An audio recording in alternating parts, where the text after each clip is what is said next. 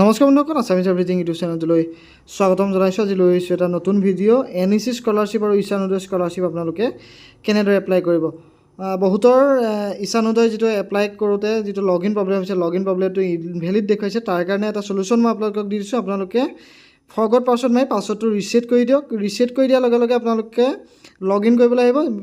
OTP যোগেদি এটা password দিব। সেই পাছৱৰ্ডটো আপোনালোকে ইয়াত ভৰাই দিয়াৰ লগে লগে নতুন এটা পাছৱৰ্ড দিব লাগিব। সেই পাছৱৰ্ডটো যেতিয়া এণ্টাৰ কৰিব, নতুন পাছৱৰ্ডটো, তেতিয়া আপোনালোকৰ পাছৱৰ্ডটো ৰিছেট হৈ যাব। আৰু নতুন পাছৱৰ্ডটো এতিয়া ইয়াত আৰু নতুন পাছৱৰ্ডটো ভৰাই আপোনালোকে চিকিউৰিটি পিন যিটো কেপচা দেখিছেনে, কেপচাটো ইয়াত ভৰাই লগইন কৰি দিব।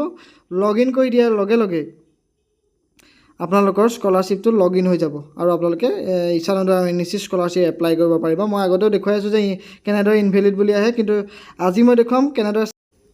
এয়া চাওক, মই গোটেইখিনি ভৰাৰ পিছত ছাকচেছফুলি লগইন বুলি আহিছে। লগইন বুলি অহাৰ পিছত ইয়াত দেখিছেনে মাই এপ্লিকেশ্যন বুলি আহিছে। মই এতিয়ালৈকে কোনো এপ্লিকেশ্যন এপ্লাই কৰা নাই। সেয়েহে ফ্ৰেছ এপ্লাই বুলি যিটো অপশ্যন আছে তাত আপুনি ক্লিক কৰি দিব লাগিব। ফ্ৰেছ এপ্লাই বুলি যিটো অপশ্যন আছে দেখিছে নহয় আপোনালোকে। ইয়াত ক্লিক কৰাৰ লগে লগে এইখিনি আছে ডিটেইলছ, আপোনালোকে ভালদৰে পঢ়ি ল'ব। পঢ়ি লৈ আপোনালোকে দুটা টিক মাৰ্ক দি আই এগ্ৰি বুলি অপশ্যনটোত টিক কৰি দিব। টিক কৰি ডমিচাইল ষ্টেটটো আছাম চিলেক্ট কৰিব। স্কলাৰশ্বিপ কেটেগৰীটো post matric top class MCM সেইটো ক্লিক কৰি দিব। আৰু এপ্লিকেশ্যন টাইপ স্কলাৰশ্বিপ বুলি অপশ্যনটোত ক্লিক কৰিব। ক্লিক কৰি আপোনালোকে ছাবমিট বটনটোত ক্লিক কৰি দিব। Do you want to proceed বুলি আহিব, অ'কে কৰিব।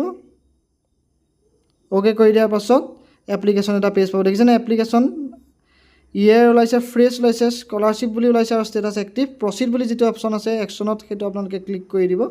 ক্লিক কৰি দিয়াৰ লগে লগে ছাবমিট ইয়ৰ এপ্লিকেশ্যন বুলি প্ৰথমতে দেখাই থাকিব। ফিল ইয়ৰ এপ্লিকেশ্যন বুলি আছে, তাৰপিছত তাত আপোনালোকে ক্লিক কৰিব লাগিব। ক্লিক কৰাৰ লগে লগে প্ৰথমতে আপোনালোকৰ যিকেইটা ডিটেইলছ আপোনালোকে ৰেজিষ্ট্ৰেশ্যন কৰি দিছিলে সেইখিনি ইয়াত ওলাই থাকিব। এতিয়া আপোনালোকে ইয়াত কমিউনিটিটো চিলেক্ট কৰিব লাগিব। জেনেৰেল চিলেক্ট কৰিব বা নিজৰ যিটো কমিউনিটি সেইটো চিলেক্ট কৰিব, OBC MOBC। ৰিলিজন যিটো আছে আপোনালোকৰ চিলেক্ট কৰিব। চিলেক্ট কৰি আপোনালোকৰ ফেমিলি ইনকামটো আপোনালোকৰ লেটেষ্ট যিখন ইনকাম চাৰ্টিফিকেট সেই ইনকাম চাৰ্টিফিকেটৰ মতে ইয়াত ভৰাই ল'ব। আৰু যদি আপোনালোক ডিজেবল পাৰ্চন হয় কোনোবা, তেতিয়াহ'লে য়েছ দিব, নহ'লে ন' বুলি দি দিব। তাৰপিছত ইয়াত পেৰেণ্ট প্ৰফেশ্যন অৰ্থাৎ পিতৃ মাতৃয়ে কি কৰে সেইটো আছে। ইয়াত বিভিন্ন ধৰণৰ আছে, দেখিছেনে। ইয়াৰ ভিতৰত যদি এটাও নহয় আপোনালোকে আদাৰ বুলি যিটো অপশ্যন আছে আদাৰত ক্লিক কৰি দিব। তাৰপাছতে মেৰিটেল ষ্টেটাছটো আপোনালোকে আনমেৰিড ৰাখি দিব। তাৰপৰা any of the parent not alive বুলি যদি আছে, কোনোবা যদি মাক বাপেক ঢুকাইছে তেতিয়াহ'লে এটা দি দিব, নহ'লে নট এপ্লিকেবল বুলি দি দিব। দি আপোনালোকে ইয়াত ষ্টেটটো অট'মেটিক চিলেক্ট হৈ আছে। ডিষ্ট্ৰিক্টটো আপোনালোকে চিলেক্ট কৰিব। চিলেক্ট কৰি আপোনালোকৰ লোকেলিটি ৰুৰেল নে আৰ্বান সেইটো চিলেক্ট কৰিব। চিলেক্ট কৰি আপোনালোকৰ নিজৰ ছাব ডিষ্ট্ৰিক্ট, সেই ছাব ডিষ্ট্ৰিক্ট ইয়াত ভৰাই দিব। ভৰাই দিয়াৰ লগে লগে ইয়াত ভিলেজৰ নামটো ভৰাবলৈ আহিব না, নিজৰ ভিলেজ অৰ্থাৎ গাঁৱৰ নামটো আপোনালোকে ইয়াত চাৰ্চ কৰি ল'ব। চাৰ্চ কৰিবলৈ কোনো অপশ্যন নাই ইয়াত, আপোনালোকে নিজে ইয়াত বিচাৰি লৈ পেলাই আপোনালোকে ক্লিক কৰিব লাগিব। মই দেখুৱাই দিছোঁ ইয়াত। তাৰপিছত আপোনালোকে নিজৰ ঘৰৰ নাম্বাৰটো শুদ্ধকৈ ভৰাব। ঘৰৰ নাম্বাৰটো নাজানিলে আপোনালোকে গাঁওবুঢ়া বা অৰ্থাৎ গাঁও প্ৰধানৰ ওচৰত গৈ আপোনালোকে চাই ল'ব। তাত এখন লিষ্ট থাকে, ভোটাৰ লিষ্ট, তাতে আপোনালোকৰ ঘৰৰ নাম্বাৰটো থাকে। তাৰপিছত আপোনালোকে পিন নাম্বাৰটো ভৰাব লাগিব। পিন নাম্বাৰটো ভৰাৰ পিছত ছেভ এণ্ড নেক্সট কৰিব। তাৰপৰা ছাকচেছফুলি এইখিনি ছেভ হৈ যাব। ছেভ হৈ যোৱাৰ পিছত আপোনালোকে নেক্সট হৈ যাব। ইয়াত যদি কিবা ভুল হয় আপোনালোকে এডিট কৰিব পাৰিব, কোনো ধৰণৰ চিন্তা কৰিবলগীয়া কোনো কথা নাই। আপোনালোকে ইয়াত যি নিজৰ ইনষ্টিটিউটটো এটা ক'ড থাকে, সেই ক'ডটো হৈছে AISSE ক'ড। সেইটো বিচাৰিবলৈ গেট ইনষ্টিটিউটত মাৰি দিব। মাৰি আপোনালোকে যিটো ষ্টেট আছে ষ্টেট চিলেক্ট কৰিব, ডিষ্ট্ৰিক্ট ইয়াত চিলেক্ট কৰিব। এইটো ইম্পৰ্টেণ্ট হয়, চাই ল'ব আপোনালোকে। কৰি আপোনালোকে ইনষ্টিটিউশ্যন নামটো ইয়াত চাৰ্চ কৰি দিব। সম্পূৰ্ণ চাৰ্চ কৰি দিব, তেতিয়াহে শুদ্ধ ৰিজাল্ট ওলাব। ইয়াত চাৰ্চ কৰি দিব। চাৰ্চ কৰি দিয়াৰ লগে লগে তলত এটা অপশ্যন দেখিছেনে, C বুলি যিটো অপশ্যন আছে, তেনেদৰে সকলো আহিব, ABC এনেধৰণে আহিব। সেই নাম্বাৰটো আপোনালোকে চিলেক্ট কৰিব। চিলেক্ট কৰাৰ লগে লগে গোটেই এড্ৰেছটো ইয়াত আহি যাব আৰু যিটো AISSE ক'ড সেইটো ওপৰত আহি যাব। আহি যোৱাৰ পাছত আপোনালোকে প্ৰেজেণ্ট ক্লাছটো আপোনালোকে কি কৈছে সেইটো 3 বছৰ ইয়াত আপডেট হোৱা নাই, গতিকে আপোনালোকে 3 বছৰ ইয়াত ৰাখিব লাগিব। 4 বছৰ বুলি কোনো অপশ্যন অহা নাই এতিয়ালৈকে। তাৰপিছত আপোনালোকে প্ৰেজেণ্ট কি ক্লাছত পঢ়ি আছে সেইটো BA ফাৰ্ষ্ট ছেমিষ্টাৰ, সেইটো আপোনালোকে ইয়াত দি দিব, 1 দি দিব।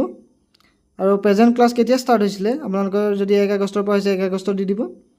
তাৰপিছত ইয়াত আপোনালোকে নিজৰ ৰেজিষ্ট্ৰেশ্যন অৰ্থাৎ এনৰলমেণ্ট নাম্বাৰটো দিব লাগিব ইয়াত, এডমিশ্যনৰ অৰ্থাৎ যিটো আপোনালোকৰ সমৰ্থৰ এডমিশ্যন ৰেজিষ্ট্ৰেশ্যন নাম্বাৰ, সেই ৰেজিষ্ট্ৰেশ্যন নাম্বাৰটো ইয়াত ভৰাব লাগিব।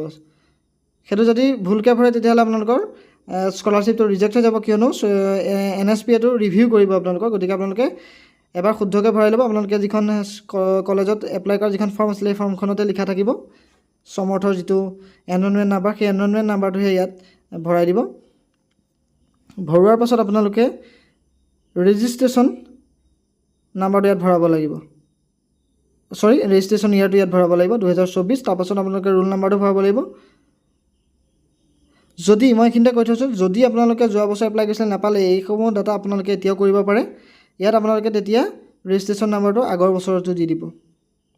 ইয়াতেতো আপোনালোকে যিটো আছে ছেকশ্যন, সেই ছেকশ্যনটোত আপোনালোকে ৰেগুলাৰ নে পাৰ্ট টাইম এইটো ভৰাব লাগিব। আপোনালোকে ৰেগুলাৰ ভৰাই দিব, দেখিছেনে মুড অফ ষ্টাডিটো।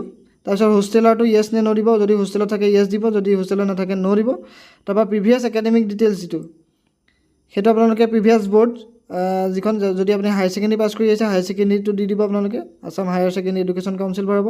ভৰাই প্ৰিভিয়াছ পাছ ইয়াৰটো দি দিব 2024, যদি 2023 হয় 23 দিব। তাৰপাছত প্ৰিভিয়াছ ক্লাছ যিটো কোৱালিফাইং এক্সাম সেইটো দিব, 12 অৰ ইকুইভেলেণ্ট যিটো আছে সেইটো দিব। আৰু প্ৰিভিয়াছ যিটো হায়াৰ ছেকেণ্ডেৰী যিটো পাৰ্চেণ্টেজ আছিলে সেই পাৰ্চেণ্টেজটো আপোনালোকে ইয়াত ভৰাই দিব। ভৰাই দিয়াৰ পাছত আহিব 10th ক্লাছ ডিটেইল, অৰ্থাৎ মেট্ৰিকৰ যিখিনি ডিটেইলছ আছে সেইখিনি দিব লাগিব। প্ৰথমতে মেট্ৰিকৰ ৰোল নাম্বাৰটো আপোনালোকে ইয়াত ভৰাই দিব। শুদ্ধকৈ ভৰাব যাতে কোনো ধৰণৰ ভুল নহয়, কিন্তু ডকুমেণ্ট আপোনালোকে আপলোড কৰিব লাগিব। তেতিয়া আপোনালোকৰ এইখিনি যদি ভুলকৈ আপলোড কৰে, ইয়াৰ লগত যদি মেটছ নহয়, তেতিয়া আপোনালোকৰ যিখন এপ্লিকেশ্যন হয় সেইখন ৰিজেক্ট হৈ যাব। এইবোৰ কাৰণতে বহুতৰ ৰিজেক্ট হৈছে যোৱাবাৰ। ডাটা মেটছ নহয়, আৰু আপোনালোকে মাজে মাজে ট্ৰেক কৰি নাথাকে। ট্ৰেক কৰি থাকিব লাগিব এপ্লিকেশ্যন ষ্টেটাছখন কিয় ৰিভাৰ্ট হৈছে, কিবা আগবাঢ়িছে নে নাই, এইখিনি আপোনালোকে ট্ৰেক কৰি থকাটো NSPত জৰুৰী। সেইকাৰণে এখন ছাবমিট কৰাৰ পাছত আপোনালোকে এমাহমানৰ মূৰে মূৰে 15 দিনৰ মূৰে মূৰে এখন ট্ৰেক কৰি থাকিব। ইয়াত যিটো 10th ক্লাছৰ ৰোল নাম্বাৰ সেইটো ভৰাই দিব, শুদ্ধকৈ ভৰাই দিব। ভৰাই আপোনালোকে কনফাৰ্ম ৰোল নাম্বাৰ যিটো আছে সেইটো পুনৰ কনফাৰ্ম ৰোল নাম্বাৰ যিটো আছে 10ৰ সেইটো ভৰাই দিব। ভৰাই আপোনালোকে বৰ্ডৰ নামটো ইয়াত আপোনালোকে ছিলেক্ট কৰিব, board of secondary education Assam. যদি বেলেগৰ পৰা পঢ়িছে আপোনালোকে বেলেগ দি দিব। তাৰপিছত পাছিং ইয়াৰটো দি দিব, মেট্ৰিক পাছ কেতিয়া কৰিছে। 10ৰ যিটো পাৰ্চেণ্টেজ সেইটো পাৰ্চেণ্টেজ আপোনালোকে ইয়াত ভৰাই দিব। ভৰাই ইয়াত আপোনালোকে 12ৰ যিটো ৰোল নাম্বাৰ সেইটো ভৰাই দিব। এডমিটটো চাই ল'ব এবাৰ। 12ৰ যিটো ৰোল নাম্বাৰ সেইটো কনফাৰ্ম কৰি দিব আপোনালোকে। আৰু আগতে যিহেতু 12ৰ ডিটেইলছখিনি দিয়া হৈছে, সেয়েহে ইয়াত আপোনালোকে ফিল আপ কৰিবলৈ অহা নাই, ডাইৰেক্ট আহি গৈছে এইখিনি। তাৰপিছত আপোনালোকে ছেভ আৰু নেক্সট কৰি দিব। ছেভ এণ্ড নেক্সট অপশ্যনত আপোনালোকে ক্লিক কৰি দিব। কিবা যদি ভুল হৈছে প্ৰিভিয়াছ কৰি দিব। তাৰপিছত কণ্টিনিউ কৰি দিব।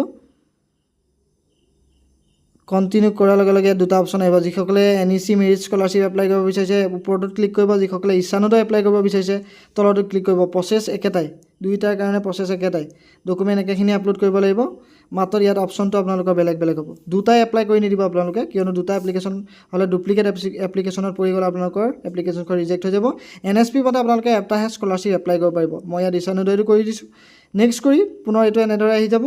তেতিয়া আপোনালোকে পুনৰ নেক্সট কৰি দিব। নেক্সট কৰাৰ লগে লগে ডকুমেণ্ট জমা দিবলৈ আহিব। প্ৰথমতে এনেদৰে আহে, আপোনালোকে এবাৰ ৰিফ্ৰেছ কৰি ল'ব।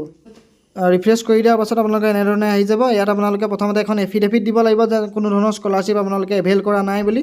এখন জইনিং কাম ভেৰিফিকেশ্যন চাৰ্টিফিকেট যিটো পাৰফৰ্মাৰ বুলি আছে, পাৰফৰ্মাৰ, সেইখন আপোনালোকে ডাউনলোড কৰিব। ডাউনলোড কৰি কলেজত ছাবমিট কৰিব। ছাবমিট কৰাৰ লগে লগে কলেজত নডেল অফিচাৰে চাইন কৰিব, প্ৰিন্সিপালে চাইন কৰিব। তাৰ আগত আপোনালোকে তাত কিছুমান ডিটেইলছ ভৰাব লাগিব। নডেল অফিচাৰৰ চাইন, নডেল অফিচাৰৰ নাম আৰু নডেল অফিচাৰৰ কণ্টেক্ট নাম্বাৰ এইখিনি ভৰাব লাগিব। এইখিনি ভৰোৱাৰ পাছত আপোনালোকে সেইখন প্ৰিন্সিপালৰ পৰা চাইন কৰাব লাগিব। চাইন কৰা আপোনালোকে ইয়াত আপলোড কৰিব লাগিব। ডমিচাইল চাৰ্টিফিকেট আপলোড কৰিব লাগিব। ডমিচাইল নিদি আপোনালোকে PRC দিলেও হ'ব, কোনো ধৰণৰ প্ৰব্লেম নহয় PRC দিলেও, মই এতিয়া কৈ থৈছোঁ। ইনকম চাৰ্টিফিকেট যিখন চাৰ্কুল অফিচাৰে দিছে সেইখন আপোনালোকে ইয়াত আপলোড কৰিব লাগিব। চাৰ্কুল অফিচাৰে নিদিয়াকৈ যদি মৌজাদাৰৰ পৰা নাই, গাঁওবুঢ়াৰ পৰা লিখি আনে, তেতিয়াহ'লে ইয়াত দিলে নহ'ব, ৰিজেক্ট হৈ যাব।